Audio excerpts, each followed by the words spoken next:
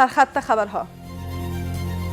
ده‌ها کشته و زخمی در حملات جدید پاکستان. سخنگوی امارت اسلامی هشدار داد که این حملات بے پاسخ نخواهد ماند. افغان هوایي ځواکونو نن سهار د خیبر پختونخوا کوهاټ سیمه کې د پاکستانی پوځیانو ستراتیژیک نظامی مراکز او تاسیسات په نښه کړل. تاکید سازمان ملل بر ادامه تعامل با امارت اسلامی. یونما گفته که این گفتگوها از طریق روند دوحه ادامه دارد. سازمان ملل همچنان به حضور و فعالیت خود در افغانستان ادامه می‌دهد. و هشدار رهبر جدید ایران به امریکا در نخستین پیام خود. مجتبی خامنه‌ای گفت که آماده استفاده از همه ابزارها برای دفاع از ایرانند.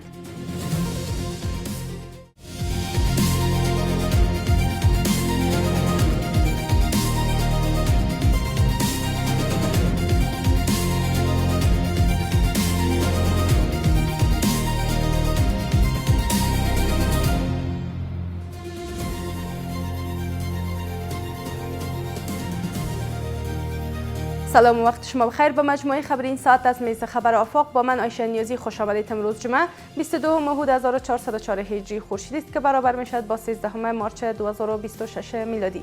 مشروع خبرها.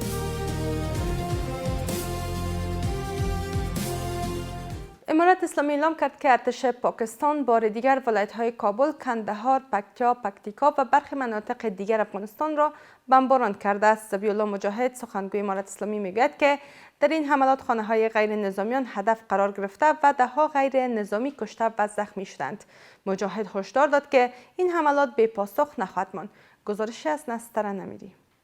پس از فروکش کردن نسبی تنش حامیان کابل و اسلام آباد، پاکستان شب گذشته بار دیگر چندین منطقه در ولایت‌های کابل، کندهار، پکتیا و پکتیکا را بمباران کرد. ذبیح الله مجاهد سخنگوی امارت اسلامی در خبرنامه اعلام کرد که در این حملات برخی خانه‌های غیر نظامیان هدف قرار گرفته و ذخیره نفت شرکت هوایی کامیر در نزدیکی میدان هوایی کندهار آسیب دیده است. او این حملات را تجاوز خوانده و تاکید کرد که این اقدام بے پاسخ نخواهد ماند. همچنین سخنگوی فرماندهی امنیه کابل گفته است که در حملات هوایی پاکستان به حوزه 21 شهر کابل 4 تن به شمول زنان و کودکان جان باخته و 15 تن دیگر زخمی شدند. وزارت دفاع ملی اعلام کرد که در پاسخ به حملات شبانه پاکستان، نیروهای هوایی افغانستان مراکز و تأسیسات نظامی ارتش پاکستان را در کوهات هدف قرار داده و خسارات سنگین جانی و مالی وارد کرده است.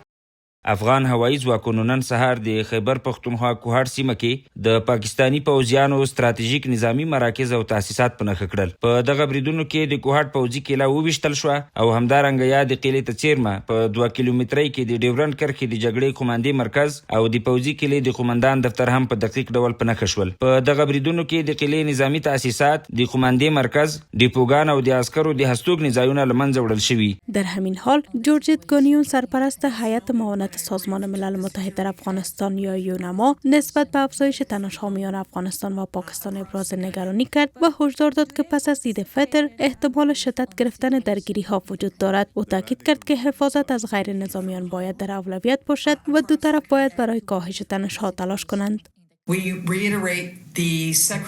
ما بار دیگر بر درخواست دبیرکل سازمان ملل برای خویشتن‌داری کاهش تنش‌ها، پابندی طرف‌ها به آتش بس و سرگیری گفتگوهای دیپلماتیک تاکید می‌کنیم. حفاظت از غیر نظامیان باید در اولویت قرار داشته باشد. با نگاه به آینده ما نگرانیم که پس از عید فطر وضعیت بدتر شود و از هر دو طرف می‌خواهیم که یک گام به عقب بردارند، میانجیگری را بپذیرند و از گسترش بحران در سطح منطقه جلوگیری کنند.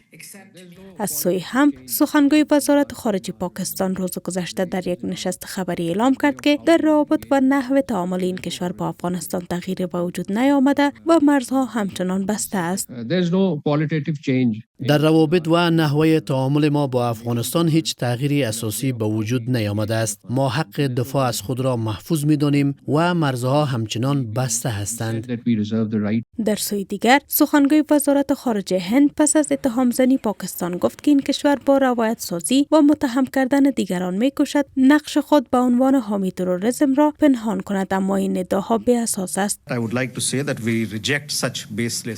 باید بگویم که ما چنین ادعاهای بی اساسی را رد می‌کنیم. متهم کردن هند به اقداماتی که خود پاکستان انجام می‌دهد برای این کشور به یک عادت تبدیل شده است. پاکستان که دهه‌ها به عنوان حامی دولتی تروریسم شناخته می‌شود، در زمینه تروریسم فرامرزی هیچ اعتباری ندارد. هیچ گونه روایت سازی نمی‌تواند این واقعیت را تغییر دهد و ادعای قربانی بودن پاکستان نیز کسی را فریب نمی‌دهد.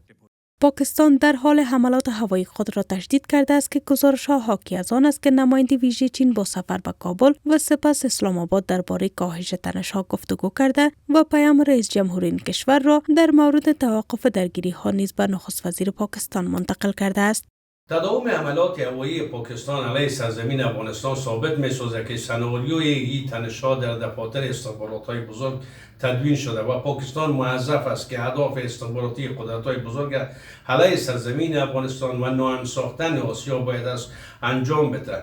در این راستا پاکستان به هیچ نوع دیپلماسی حتی چین یا کشورهای دیگه اگر تلاش کنند که شکل دیپلماسی مشکلات حل کنند، پاکستان تن نمی‌دهد. گفتنی است که تداوم نقض حریم هوایی افغانستان از سوی پاکستان و هدف قرار گرفتن برخی مناطق تنش‌ها را افزایش داده و تلاش‌های میانجیگری برای کاهش درگیری‌ها را با چالش روبرو کرده است. سازمان ملل اعلام کرده که به تعامل و گفتگوهای سیاسی با امارت اسلامی افغانستان ادامه می‌دهد. سرپرست هیئت معاونت سازمان ملل در افغانستان گفته که این گفتگوها از طریق روند دوحه ادامه داشته و هدف آن کمک به بازگشت افغانستان به تعامل با جامعه جهانی و حمایت از مردم این کشور است. باز هم گزارش از نسترن امیری.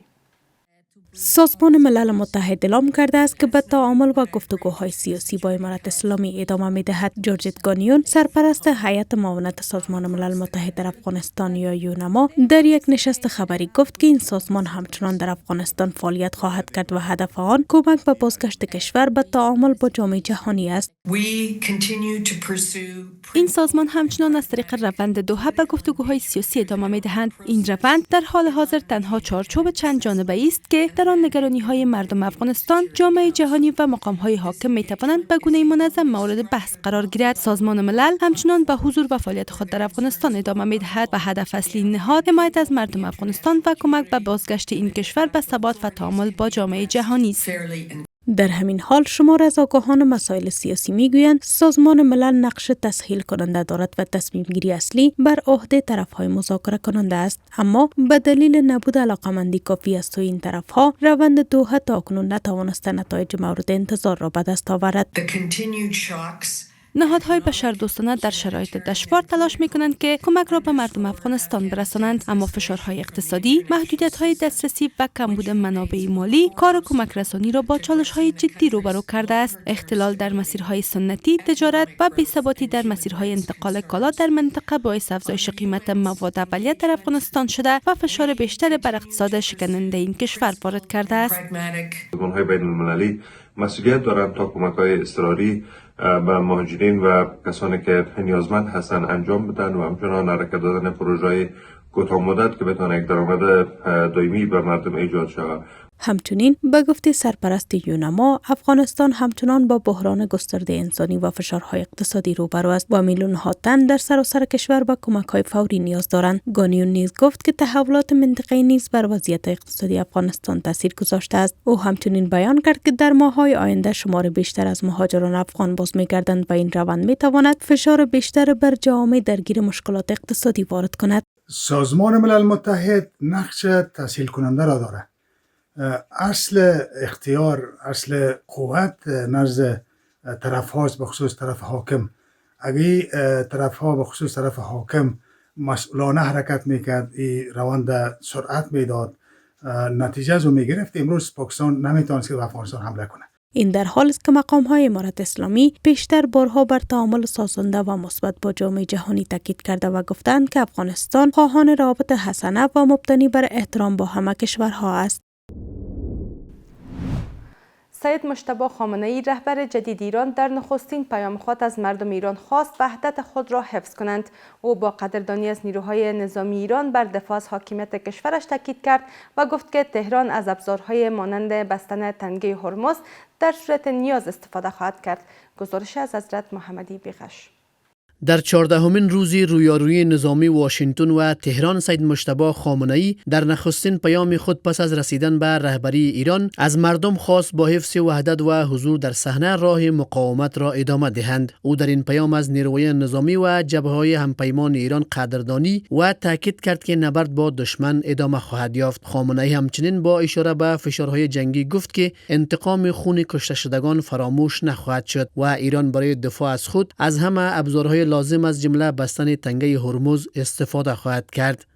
از رزمندگان شجاعمان که در شرایطی که ملت و وطن عزیزمان به طور مظلومانه مورد تهاجم رؤوس جبهه استکبار قرار گرفته، با ضربات کوبنده خود راه دشمن را سد کردند تشکر میکنم. خواست توده های مردم ادامه دفاع مؤثر و پشیمان کننده است. همچنین قطعا از اهرم مسدود کردن تنگه هرمز باید استفاده شود. در مورد گشودن جبهه های دیگری که دشمن در آن تجربه ناچیزی دارد و به شدت در آن آسیب پذیر خواهد بود، مطالعات صورت گرفته است و فعالسازی آن در صورت استمرار وضع جنگی و بنابر رعایت مصالح صورت خواهد گرفت. رهبر ایران در بخشی از پیام خود خطاب به کشورهای منطقه گفت که باید تکلیفشان را با متجاوزین ایران و قاتلین مردم این کشور معلوم کنند. رهبر ایران به کشورهای منطقه توصیه کرد که هرچه زودتر پایگاه‌های دشمن را تعطیل کنند.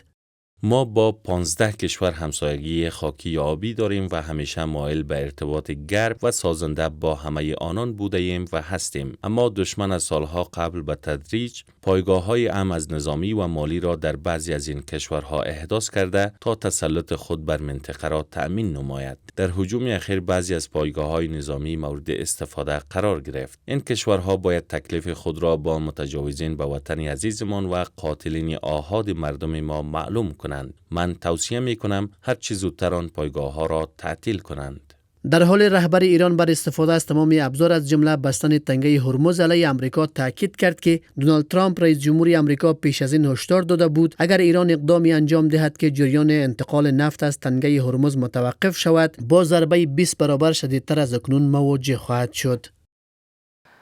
و امروز آخرین جمعه ماه رمضان، روز جهانی قدس است، روزی که از سوی امام خمینی رهبر فقیدی ایران در سال 1358 برای حمایت از مردم فلسطین نامگذاری شد. از این روز همه‌ساله با برگزاری مراسم و راهپیمایی ها در بسیاری از کشورهای اسلامی گرامی داشت می شود. روز جهانی قدس امسال در حال فرا می رسد که در پی حملات اسرائیل در 2 سال اخیر بر غزه بیش از 70,000 فلسطینی جان باخته و بیش از 170,000 تن دیگر زخمی شدند.